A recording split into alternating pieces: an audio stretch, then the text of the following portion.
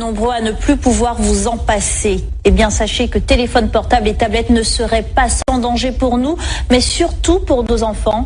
Ce soir, vous allez entendre le témoignage d'un Martiniquais frappé par un cancer de l'oreille interne.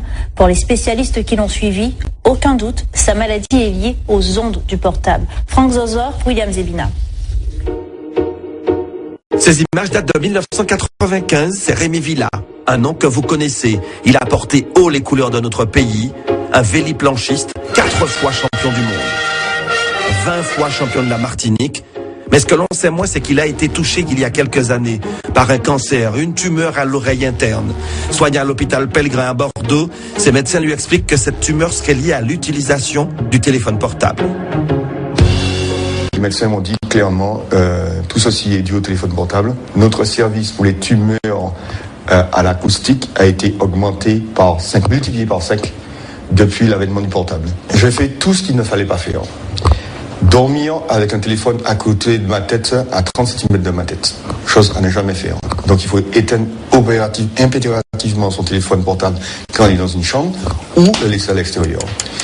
Deuxième chose, je téléphonais tout le temps en voiture parce que j'étais agent de fabrique. Donc le seul moment où je pouvais téléphoner, c'était en voiture. Donc j'avais un kit main libre, certes, mais toutes les ondes étaient dans la voiture. Et à Bordeaux, les spécialistes lui ont expliqué comment les ondes magnétiques du portable agissaient sur l'oreille interne.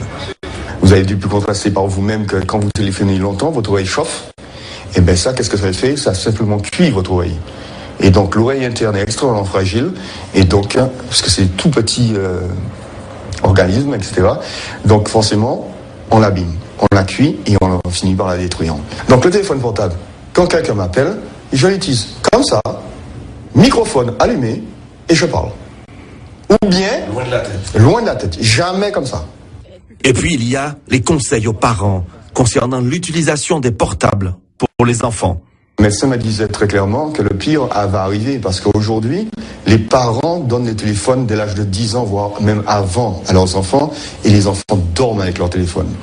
Alors ça, le cerveau n'est pas encore construit, etc. Donc il est encore plus sensible et les dégâts seront plus importants encore.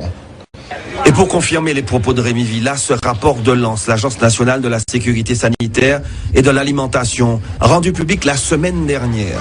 Il recense les sources auxquelles sont exposés les enfants, Wi-Fi, jouets connectés, téléphones portables, tablettes. Mais ce que l'on apprend dans cette étude, c'est que des chercheurs japonais et taïwanais ont trouvé que ces ondes agiraient sur la santé mentale des préadolescents.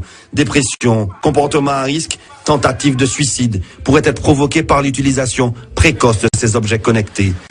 Et enfin, dernier conseil de Rémi Villa, évitez les portables dans les poches. Les ondes affectent également les organes génitaux.